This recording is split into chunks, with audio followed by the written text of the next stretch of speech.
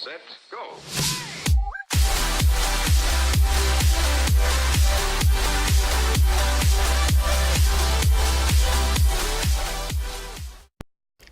Hey guys, and welcome to Tech with Zed. Today we're going to be taking a look at the EVGA GeForce 750 Ti Superclocked Edition.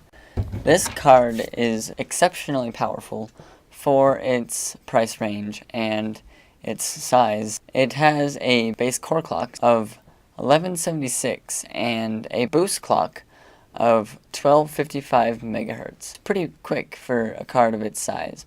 It has 2 GB of GDDR5 RAM.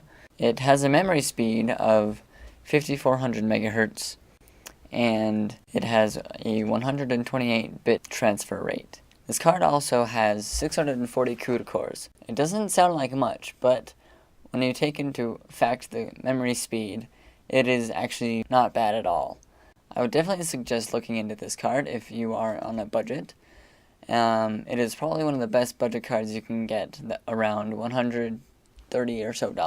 On the card, there are 3 different ports available for use. There is a display port, there is a HDMI port, and a DVI port.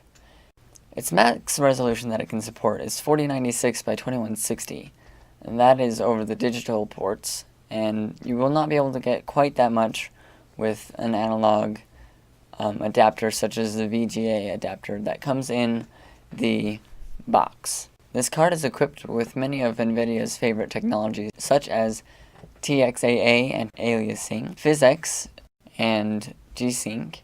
It is G-Sync ready, so if you have a G-Sync monitor, that will work very well with it in adapting to the refresh rates and the frame rates of your card in your game. This card is very capable for many of the latest games. Crysis 2 runs very well at around 60 frames per second at extreme settings and with a little bit of anti-aliasing. So it is a very capable card, even for its size and its power intake and its price.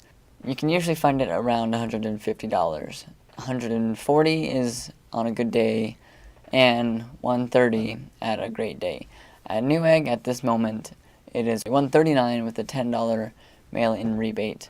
So get it while it's hot, get it while it's cheap. Alright, so here we are with the card, and we're going to go ahead and get this thing opened up.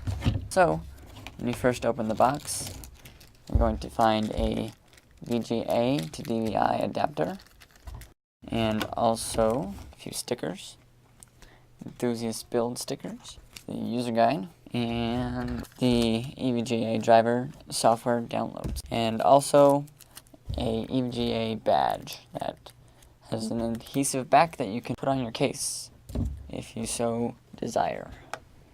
And now for the main event, we have the card itself. It is in its static protection plastic, so we'll go ahead and pull it out of there. So, there you have it. As you can tell, it is quite small compared to the size of my hand. I do have small hands, but it is not a big card. I think it's about 6 inches long, and has a very quiet fan. The only time I've heard it is when I manually crank it up to 100%. So as you can see, on the side, there are the 3 ports: display port, HDMI port, and also the DVI port. On the back is just the regular PCB, and on the front, as you saw earlier, this kind of plastic metalish feeling. Kind of sounds like metal. It's very stylish, and it's a good cover. And one thing that I do like is they painted the heat sinks also, just to kind of blend in with the whole black theme. We'll go ahead and get this thing installed. Okay, so we're going to go ahead and install the card. So first, you need to take off the little rubber protector, and also before we put it in, you need to remove these panel clips. I've already done that from earlier. So these slots right here need to be empty. It's the 2 that are closest to your card itself. So there is a slot on the card. You can see it right there. That needs to line up to the slot, little groove right there. So when you insert it, make sure to line up those two slots.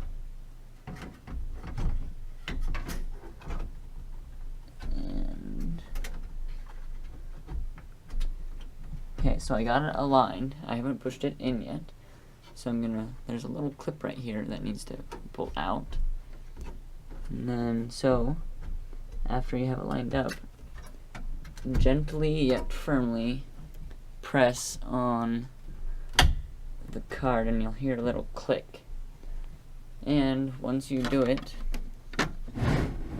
you will be able to screw in these little holes right here.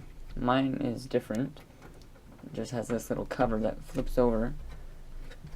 Just secure that in, make sure it's all the way in. And the clip is secured. Make sure the little clip is clipped. This little clip right here, make sure it's clipped on. This card is pretty cool because it only consumes 60 watts of power, and the PCI Express slot can supply 75 watts, a 300 watt power supply, which is the minimum you can have. So there's no PCI power supplies, stuff, plugins, or anything like that. We'll go ahead and fire this up. Okay, so the next step in our card installation is to plug everything into it. So, before we plug in the power, we're going to start with the other peripherals. We're going to start with the HDMI, and that goes into the card itself, the middle slot. Press it in firmly, make sure it's all the way in.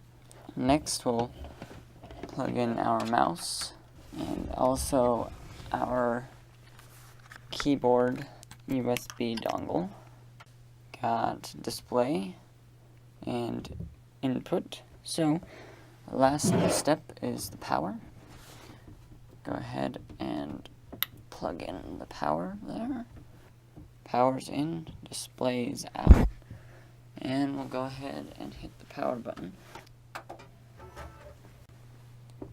This display is coming from the card, that's what it's called. There it goes. And that's it for the installation. Alright guys, thanks for joining me today on Tech with Zed, where we looked at the EVGA 750 Ti Superclocked Edition. Stay tuned for more reviews of this product.